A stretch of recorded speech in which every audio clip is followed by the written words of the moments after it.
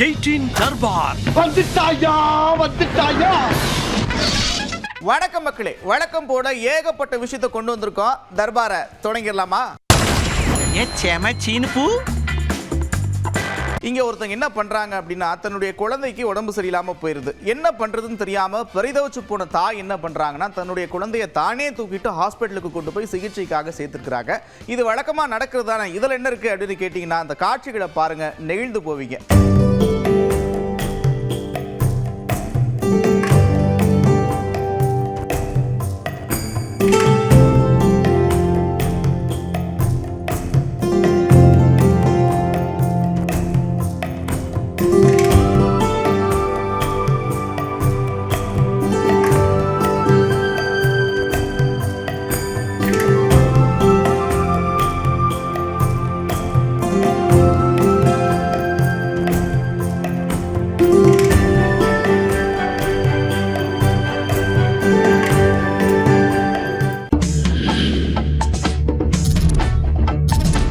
அப்புறம் புகழ்பெற்ற கர்நாடக இசைக்கலைஞர்கள்லாம் ஒரே இடத்துல கூடி திருவையாறுல பஞ்சரத்ன கீர்த்தனையை நிகழ்த்தி காட்டியிருக்கிறாங்க. அந்த காட்சிகளை பார்க்கவே அவ்வளவு பிரம்மாண்டமா இருக்கு, பாருங்க.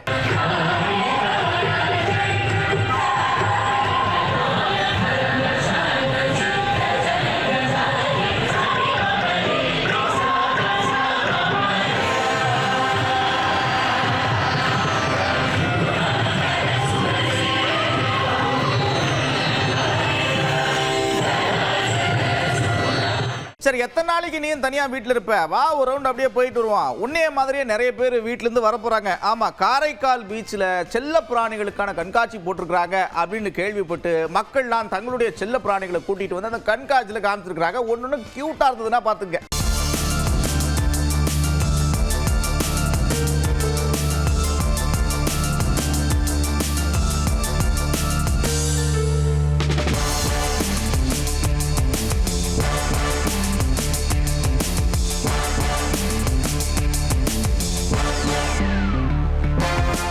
சிவகங்கை பக்கத்துல மஞ்சு விரட்டு போட்டி நடத்தி இருக்கிறாங்க. அதுவும் பிரம்மாண்டமா இருக்கு, பாப்போமா?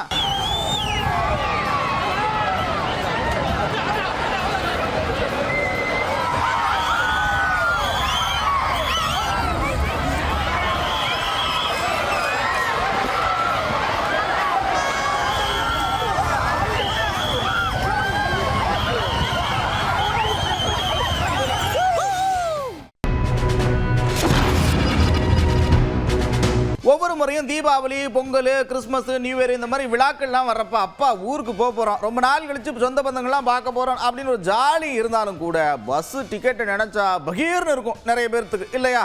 தொடர்ச்சியா இந்த மாதிரி டிக்கெட் கட்டணத்தை உயர்த்ததை எப்படி பார்க்குறீங்க? இதை கட்டுப்படுத்த என்ன நடவடிக்கை எடுக்கணும் அப்படின்னு மக்கள் கிட்ட கருத்து கேட்டிருக்கோம். மக்கள் பலவிதமான கருத்துக்களை சொல்லியிருக்கிறாங்க, பார்ப்போமா? அரசு பேருந்துகள்ல நம்ம சரியான நேரத்தில் புக் பண்ணாம இருந்தோம்னா தனியார் பேருந்துகளை நாடும் போது 3000 ரூபாய் 3500 ரூபாய் என்று பெரும் தொகையை கட்ட வேண்டியிருக்குது. அவசரத்துக்கு நம்ம போகணும், அப்பவே புக் பண்ணிட்டு போகணும், குழந்தை குட்டிங்களோட போகணும் அப்படின்னாக்கா இந்த அமௌண்ட் வந்துட்டு ஜாஸ்திங்க. கவர்மெண்ட் இதுக்கு எதாவது பண்ணணும் கண்டிப்பா. எங்களுக்கு இந்த பண்டிகைகளை கிடைக்கிற சிறப்பு அமௌண்ட்ல இதுலயே போயிருது ஃபேமிலிக்கு. நாங்க அன்எக்ஸ்பெக்டடா ஒரு விஷயத்துக்கு போனா பஸ்ல போக முடியல.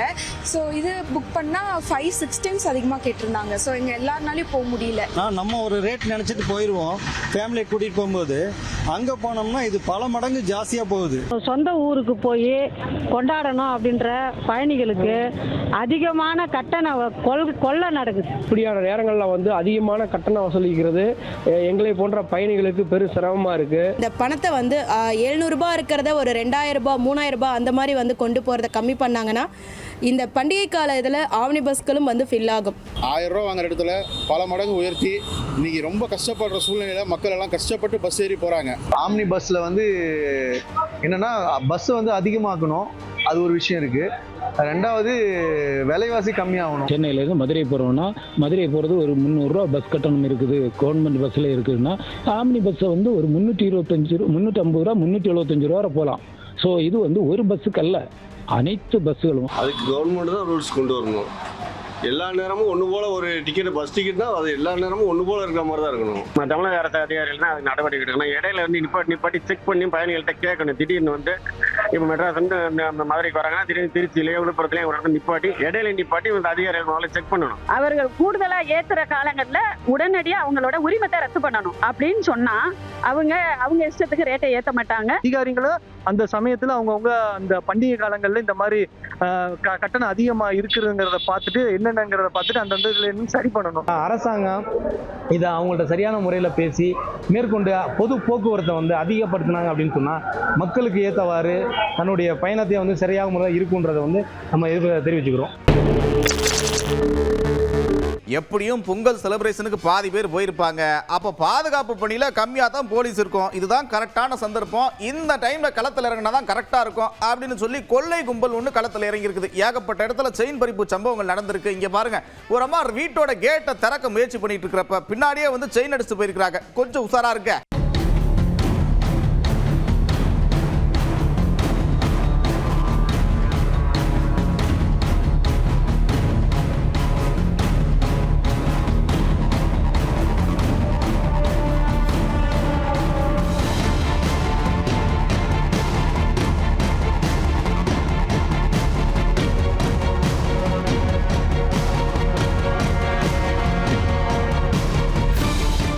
ஏகப்பட்ட இடத்துல சாலை மேம்பாலம் கட்டுறது, பராமரிப்பு பணி இந்த மாதிரி பல வருஷமா நடந்துகிட்டு இருக்குது. அதுலயும் குறிப்பா அந்த சென்னை டு பெங்களூர் தேசிய நெடுஞ்சாலையில நிறைய இடங்கள்ல பராமரிப்பு பணி நடக்குது. இப்படித்தான் குடியாத்தம் பக்கத்துல அப்படித்தான் பாலம் கட்டும் பணி நடந்துகிட்டு இருக்கு. அதுக்காக தோண்டப்பட்ட பள்ளத்துல ஒரு கார் ஒன்று கவிழ்ந்திருக்குது.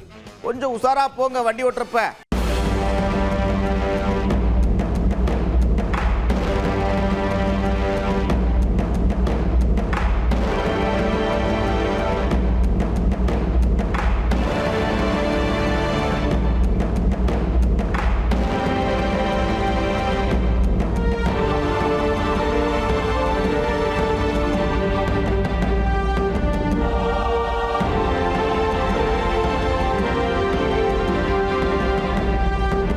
என்னப்பா நீ ஊனா என்ட்ரி கொடுத்துடுற அப்படின்னு உள்ளூர் மக்களுக்கே போர் அடிச்சு போற மாதிரி காட்டெருமை என்ட்ரி கொடைக்கானல்ல அதிகரிச்சிருக்குது. இங்க பாருங்க, அப்படியே பேருந்து நிலையத்தில் ஒரு காட்டெருமை என்ட்ரி கொடுத்ததுனால சுற்றுலா பயணிகள் அப்படியே மிரண்டு போயிருக்கிறாங்க. சில பேர் என்ன சொல்றாங்கன்னா, எப்பா ஒரே எருமை இறக்க போது அடிக்கடி வருது, அதை முதல்ல செக் பண்ணுங்கப்பா அப்படின்றாங்க.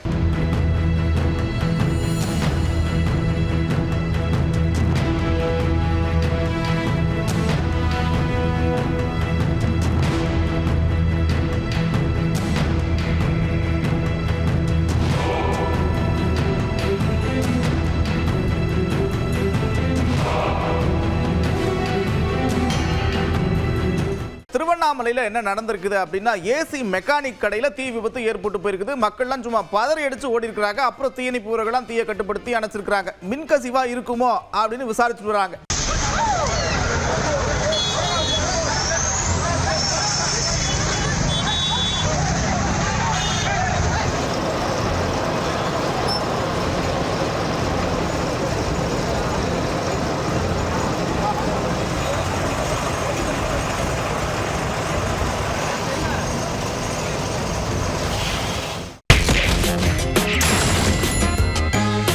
ஏப்பா என்னப்பா என்னத்தையாவது சொல்லணும்னு சொல்றது, எப்படியும் நின்னா தோத்து போயிருவீங்கன்னு தெரியும். தோல்வியை மறைக்கிறதுக்கு என்ன பண்ணணும்? ஜனநாயக முறைப்படி தேர்தல் நடக்காது, ஆளுங்கட்சி அதிகார துஷ்பிரயோகம் பண்ணும், இப்படி என்னத்தையாச்சும் அள்ளி வீசுவீங்க. என்ன போங்க, இப்போ 2026 தேர்தல் நடக்குது. 2026 திமுக தான் ஆட்சியில் இருக்கும். அப்போ நிற்காம போயிருவீங்களா? என்னத்த பேசுறீங்க அப்படின்னு அண்ணன் கேள்வி எழுப்பியிருக்கா. இப்படி ஜனநாயக நாட்டில் ஜனநாயகத்தின் நம்பிக்கை இருக்குமே, ஆனால் தேர்தலில் பங்கேற்கணும். 2026 சட்டமன்றத்தில் நடக்க இருக்குது. இப்போ திமுக தானே ஆட்சியில் இருக்கும். இவங்க போட்டி போடாமல் இருப்பாங்களா? இன்னைக்கு திமுக ஆட்சியில் இருக்குது, இடத்தில் நடக்குது. அது வந்து இடைத்தேர்தலை இவங்க சாதகமாக பயன்படுத்திக்காருன்னு இவங்க விமர்சனம் பண்றாங்க. ரைட்டு. 2026 நடக்கிற சட்டமன்ற தேர்தலில் திமுக தான் தமிழ்நாட்டில் ஆட்சியில் இருக்கும். அப்போ அந்த அண்ணா திமுக, பாஜக இந்த கட்சியெல்லாம் தேர்தலில் போட்டி போடாம தேர்தல் நியாயமாக நடக்காது அப்படின்னு புறக்கணிச்சிருவாங்களா? ஒன்றியத்தில் பாஜக ஆட்சி இருக்குது. தேர்தலில் போட்டி போட்டோம். தமிழ்நாட்டில் 40 இடங்களில் நாங்கள் தான் வெற்றி பெற்றோம். சில இடங்களில் தோற்று போயிருக்கோம், சில இடங்களில் பாஜக வெற்றி பெற்றிருக்குது. இப்படியெல்லாம் கூறி தங்களது தோல்வியை மூடி மறைத்து பிறர் மீது குற்றம் சாட்டி தப்பித்துக் கொள்ளுகிற முயற்சி இந்த முயற்சி.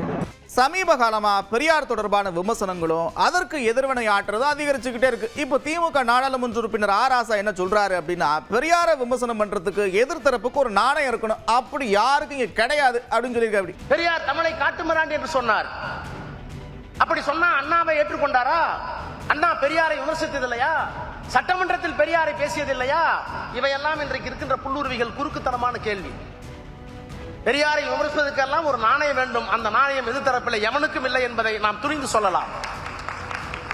பெரியார் சொன்னார், என் நிலைகளை நான் மாற்றியிருப்பேன். பெரியார் சொன்னார், என் நிலைகளை நான் மாற்றியிருப்பேன், பொய் சொல்லி இருப்பேன், ஆனால் எதையும் எனக்காக செய்ததில்லை, இந்த மக்களினுடைய இழிவு போக வேண்டும் என்பதற்காக செய்திருப்பேன்.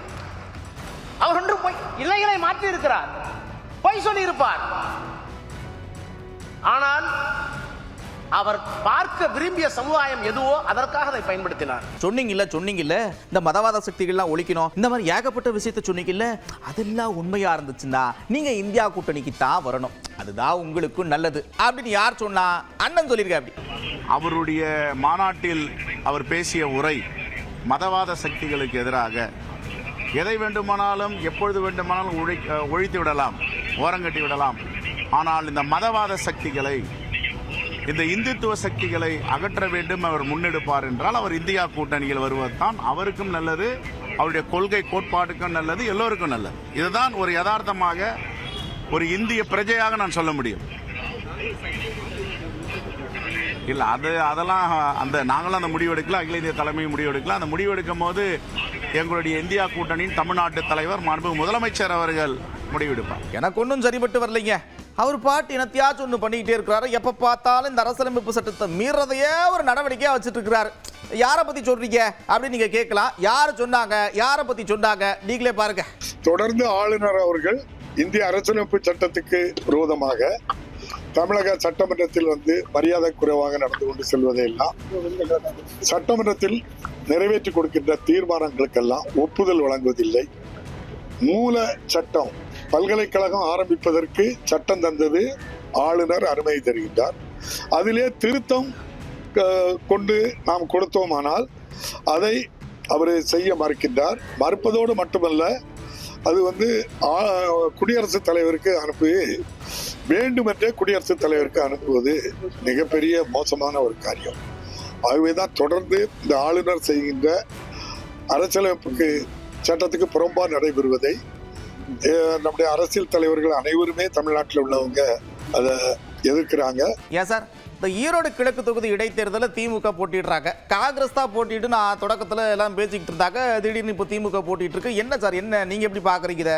எந்த ஒரு தொகுதியும் எந்த ஒரு கட்சிக்கும் ஒன்றும் ஒரு பர்மனண்டாலாம் எழுதி வைக்கிறது கிடையாது. கூட்டணிக்குள்ள பேசிக்கிறது தான், கூட்டணிக்குள்ள கிவ் அண்ட் டேக் பாலிசியில தான் யார் எந்த தொகுதியில் நிற்கிறதுன்னு இருக்கும். 26 வரும்பொழுது அதே மாதிரி தான் பேசி தான் முடிவெடுக்கணும்ல. எல்லாருக்கும் இந்த தொகுதி இந்த கட்சிக்கு ஒன்றும் ஃபிக்ஸ்டெல்லாம் ஒன்றும் கிடையாது. அப்புறம் செலிப்ரேஷன்லாம் முடிச்சுட்டு அவங்க பணியிடங்களுக்கு திரும்பிருப்பீங்க, பயங்கர டிராஃபிக்காக இருக்கும், கொஞ்சம் சூதானமாக பொறுமையாக வாங்க. மறுபடியும் இதே மாதிரி ஒரு தர்பாரில் உங்களை சந்திக்கிறேன். அதுவரை விடைபெறுவது நான் நந்தா. இது 18 தர்பார். 18 தர்பார் வந்துட்டாயா.